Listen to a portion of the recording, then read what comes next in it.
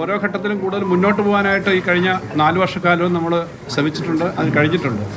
വലിയ ബുദ്ധിമുട്ടേറിയ ഒരു ഘട്ടത്തിൽ തന്നെയാണ് ഗവൺമെൻറ്റിനെ മുന്നോട്ട് നയിക്കുന്നതിൻ്റെ സമയത്ത് കേന്ദ്ര ഗവൺമെൻറ്റിൻ്റെ നിലപാടാണ് ഏറ്റവും പ്രധാനമായിട്ട് വന്നത്. എപ്പോഴും കുറ്റം പറയാനല്ല, ഇപ്പോൾ എല്ലാവർക്കും അറിയാവുന്നൊരു കാര്യമുണ്ട്, എല്ലാ കാര്യത്തിലും നമുക്ക് കിട്ടേണ്ടതിനേക്കാളും കുറവൊന്നും. പക്ഷെ അതുകൊണ്ട് എല്ലാ പ്രവർത്തനവും നിലച്ചു പോകും എന്ന ഒരു സ്ഥിതിയായിരുന്നു നേരത്തെ. അങ്ങനെ നിലച്ചു പോകാതെ കാര്യങ്ങൾ പോകുന്നു. വളരെ അങ്ങ് മെച്ചപ്പെട്ടു. 50,000 57,000 കോടി രൂപയുടെ വെട്ടിക്കുറവ് വന്ന എല്ലാം കൂടി നമുക്ക് കവർ ചെയ്ത് മുന്നോട്ട് പോകും എന്നല്ല പറയുന്നത്. പക്ഷേ നമ്മൾ കൂടുതൽ മെച്ചപ്പെടും, മുന്നോട്ട് പോകാൻ കഴിയും എന്നുള്ളത് കഴിഞ്ഞ ദിവസങ്ങളിൽ പറഞ്ഞതാണ്. അതിനനുസരിച്ച് മുന്നോട്ട് പോകാൻ കഴിയുമെന്നുള്ള പ്രതീക്ഷയാണ്.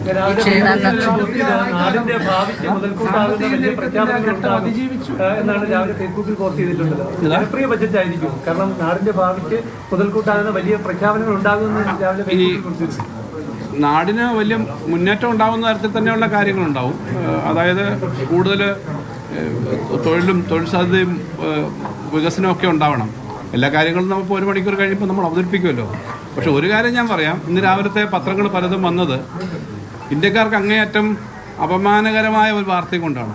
40 മണിക്കൂർ ഇന്ത്യയിൽ നിന്ന് അമേരിക്കയിൽ താമസിച്ചിരുന്നവർ, അവർ രേഖകളുണ്ടോ ഇല്ലയോ എന്നുള്ളത് നിൽക്കട്ടെ, അവരെ കൈയും കാലും ചങ്ങലക്കിട്ട് അവർക്ക് വിമാനത്തിൽ ടോയ്ലറ്റിൽ പോകാൻ പോലും എഴഞ്ഞു പോകേണ്ടി വന്നു എന്നൊരു സ്ഥിതിയായിട്ട് വന്നിട്ടുണ്ട്. അപ്പോൾ ഇത് കാണിക്കുന്നത് നമുക്ക് മറ്റുള്ളവരെ ഡിപ്പെൻഡ് ചെയ്ത് മാത്രമൊന്നും പോകാൻ കഴിയില്ല.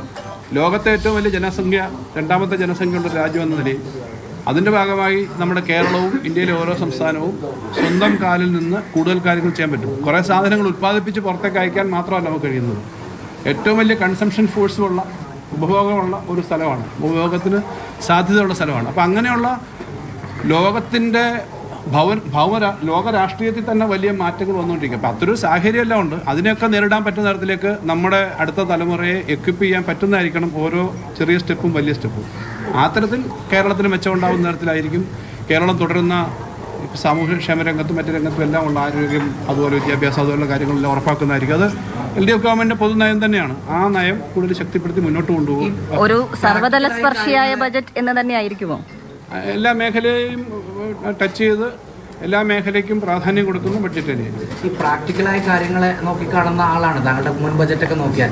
ഇന്നത്തെ ഫേസ്ബുക്കും ആ തരത്തിൽ നോക്കിയാൽ ക്ഷേമ പെൻഷൻ അടക്കം ആളുകൾ കുറച്ചുകൂടി പ്രതീക്ഷിക്കുന്നത് അങ്ങനല്ല. വളരെ കൃത്യമായി പറഞ്ഞിട്ടുണ്ട്, എന്തും എന്നുള്ളതല്ല. പക്ഷെ 3 മാസക്കാലത്തെ പെൻഷൻ കൂടി ഇനി പഴയ കുടിശ്ശിക കൊടുത്തു തീർക്കാനുണ്ട്. 3 മാസത്തെ പെൻഷൻ എന്ന് പറഞ്ഞാൽ ചെറിയ തുകയല്ല, 3000 കോടി രൂപയാണ്.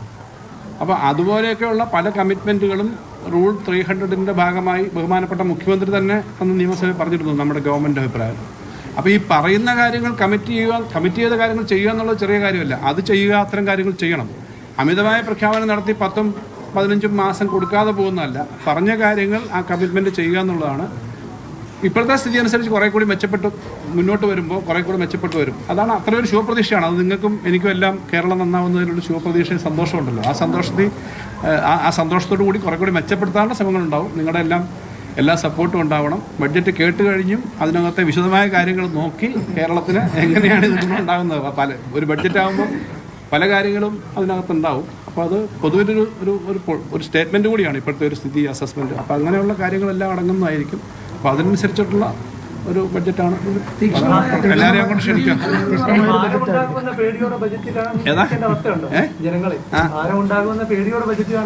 അല്ല, അത് വലിയ ഭാരം ഉണ്ടാക്കാവുന്ന ഒരു സാഹചര്യമൊന്നും ഇല്ലല്ലോ. വലിയ ഭാരം ഉണ്ടാവുന്ന ഒരു സാഹചര്യം അല്ലെങ്കിൽ അങ്ങനെ ഒരു സ്ഥിതി ഉണ്ടാവില്ല എന്ന് നേരത്തെ പറഞ്ഞു. എന്നാൽ കാലോചിതമായി ചെയ്യേണ്ട പല കാര്യങ്ങളും ചെയ്യേണ്ടി വരും. അത്രേ ഉള്ളൂ.